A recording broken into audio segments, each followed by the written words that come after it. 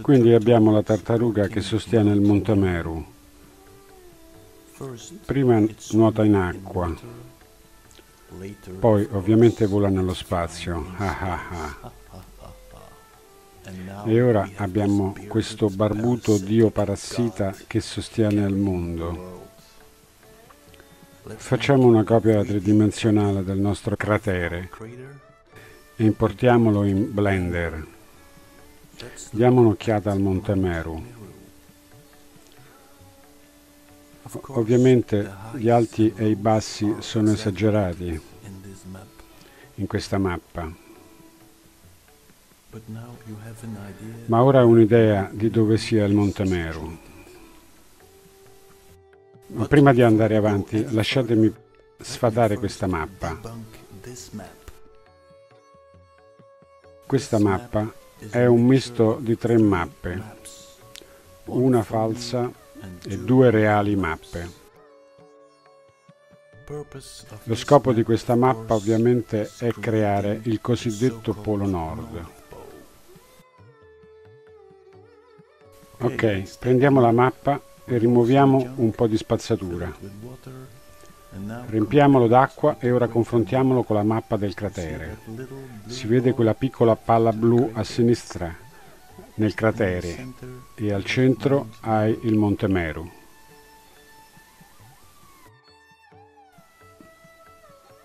Ritagliamo il cerchio al centro. Ora prendiamo la mappa di Hereford e ingrandiamo a nord. Ci troverà il paradiso. Nel centro c'è la sorgente. 4 fiumi escono dalla sorgente. Il Gange, il Nilo, l'Eufrate e il Tigri.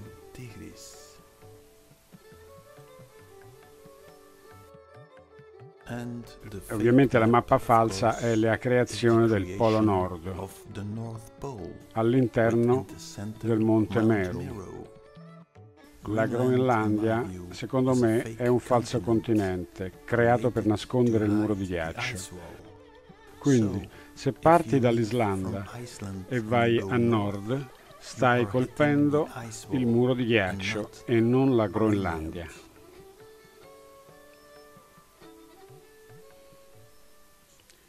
Recentemente Trump voleva comprare la Groenlandia, ma se la Groenlandia è parte del muro di ghiaccio, cosa sta veramente accadendo qui? Penso che abbia qualcosa a che fare con la farsa spaziale. Ascoltiamo Steven Quast.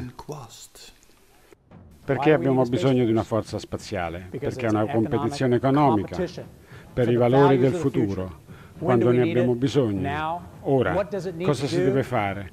Non deve avere la capacità di combattere la guerra, ma deve essere in grado di difendere l'economia dello spazio. Una guardia costiera per una marina mercantile spaziale. Una guardia costiera.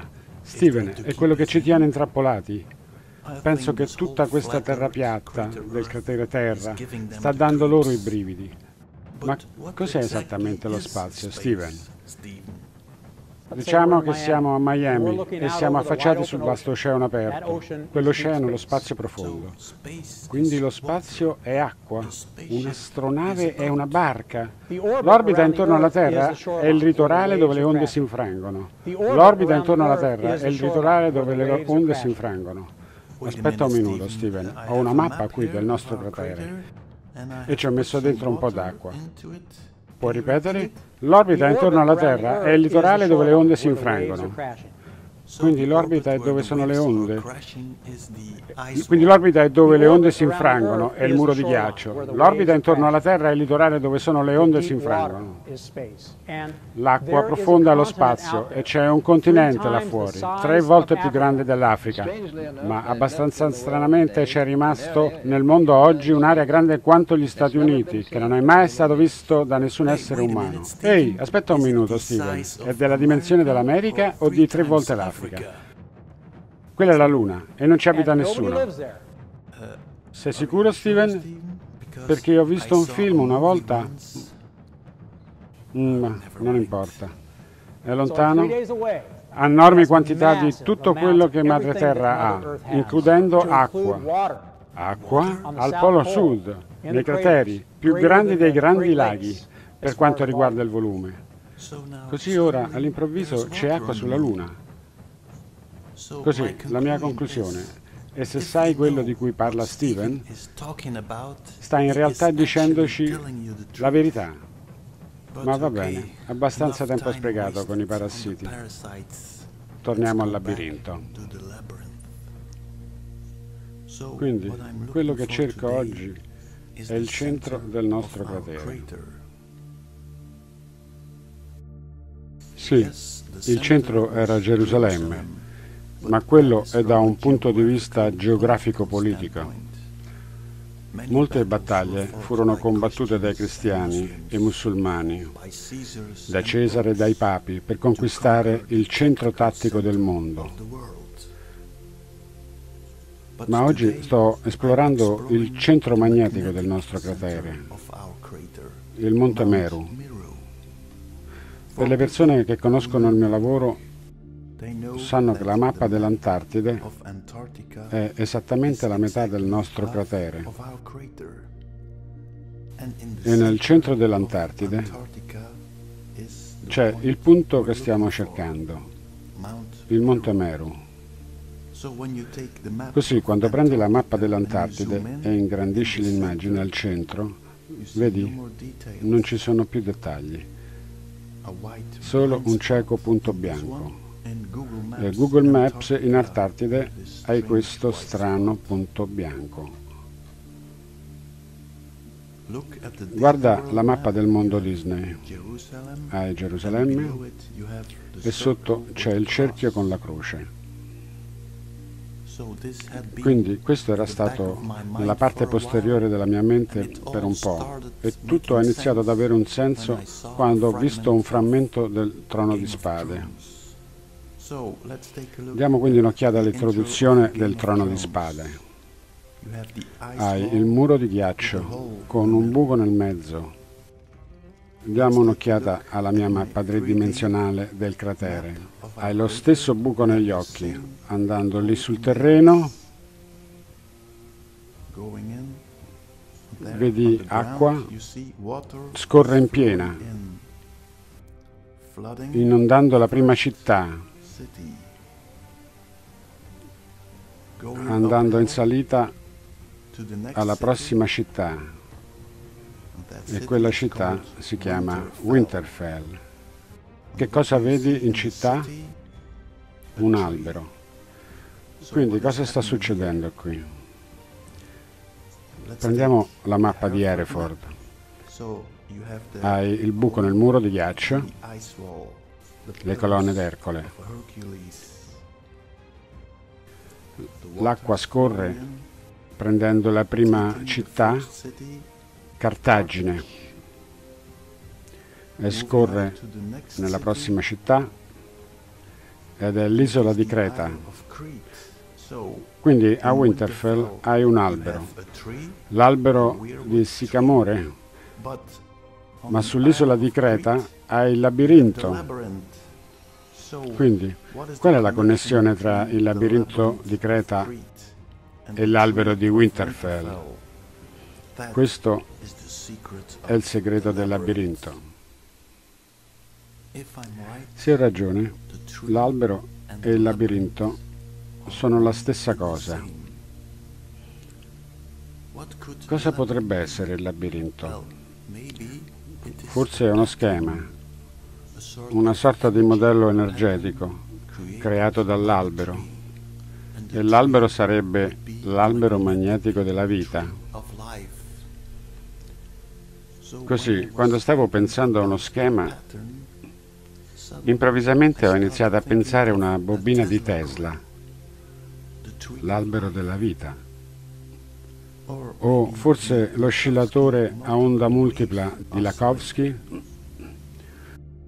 Così, a quel punto ho pensato che questo oscillatore, questo labirinto, è una sorta di meccanismo di guarigione. Bene, facciamo una GIF. Eccoci di nuovo, nel momento in cui pensi, sì, così sembra. Guarda questo movimento della ruota. Così tu hai il bastone che si muove in una direzione e il centro si sta muovendo nella direzione opposta. E allora quello che hai qui è un dispositivo controrotante. Quello che ho anche notato è che vedi molte croci tremolanti. Mettiamo le immagini una sopra l'altro, in modo da avere la croce e la doppia croce. Questo è un dispositivo di guarigione, controrotante. Ma poi ho iniziato a pensare che hai questa vecchia storia greca sul labirinto. E questa non è la storia di un dispositivo di guarigione. Insomma, il Minotauro è stato imprigionato nel labirinto. Teseo, il dio greco, con l'aiuto di Arianna e il suo gomitolo, entra nel labirinto e uccide il toro. Beh, uccidere un toro non è esattamente un dispositivo di guarigione. Oppure un'altra possibilità potrebbe essere che il labirinto è un dispositivo energetico. Il Minotauro è positivo e Teseo è negativo. Ma tutto ha iniziato ad avere un senso quando ho pensato al nome Minotauro. Così hai il Taurus, il toro di Minos, la società minoica di Creta, il toro di Minos, Minos Taurus. Poi improvvisamente ho compreso, Taurus non è il toro, Taurus con una A, ma Toros, T-O, il Toros di Minos. Questa storia riguarda il campo toroidale che viene distrutto. Ma da cosa? Quindi l'indizio era nel filo di Arianna. Un filo. Diamo un'occhiata di nuovo alla bobina di Tesla. Fai un dispositivo, metti un filo dentro e gli dai una tensione elettrica. Cosa stai creando? Così ho guardato di nuovo al centro del labirinto e vedi 6 semicirchi. Cosa fai con 6 cerchi?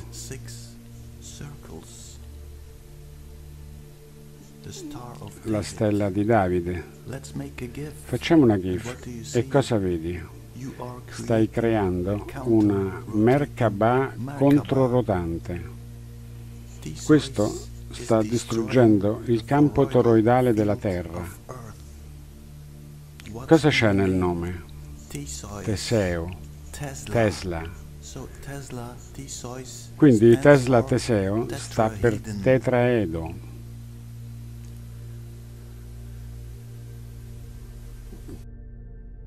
Quando metti un labirinto in cima al campo toroidale della Terra, è come se stessi creando una miscela in cima a questo campo, facendolo a pezzi.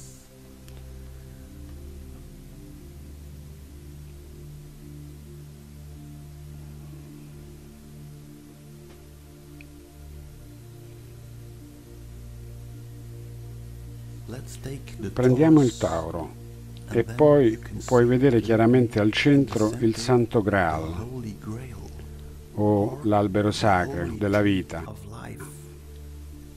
Quando metti un tetraedo in alto hai il segno della croce, così il Graal con la croce è la distruzione dell'albero della vita, il Sacro Cuore con la croce. Stessa storia, ma non stai attaccando la Terra, stai attaccando il cuore dell'umanità. 1000 anni fa, alcune forze parassitarie hanno già provato a distruggere il campo magnetico del nostro cratere.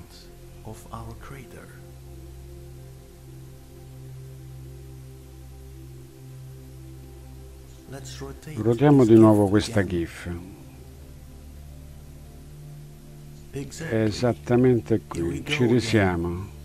Il CERN, ovviamente, crea un tetraedo per contrastare dispositivi controrotanti.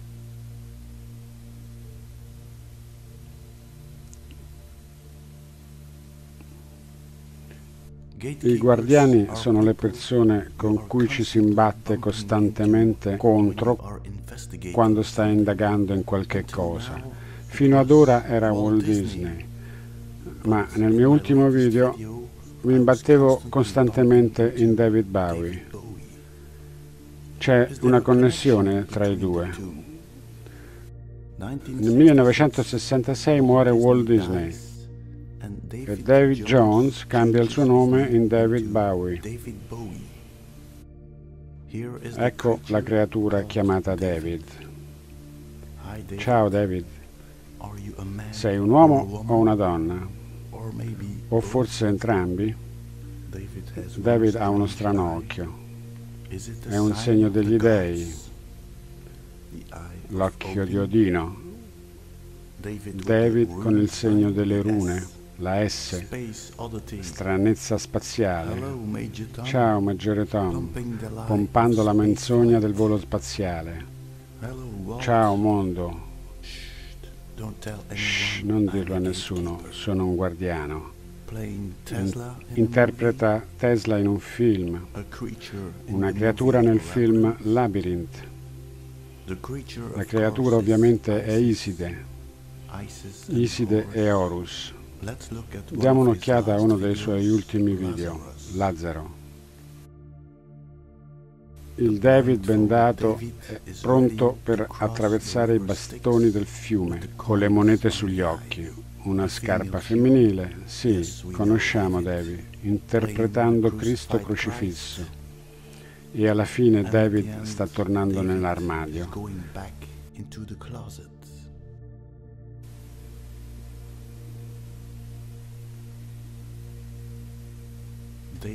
David, la stella di David, sta tornando nella scatola, come il conte Dracula, che incrocia le braccia come un faraone egiziano in attesa per essere risorto come Cristo o Osiride.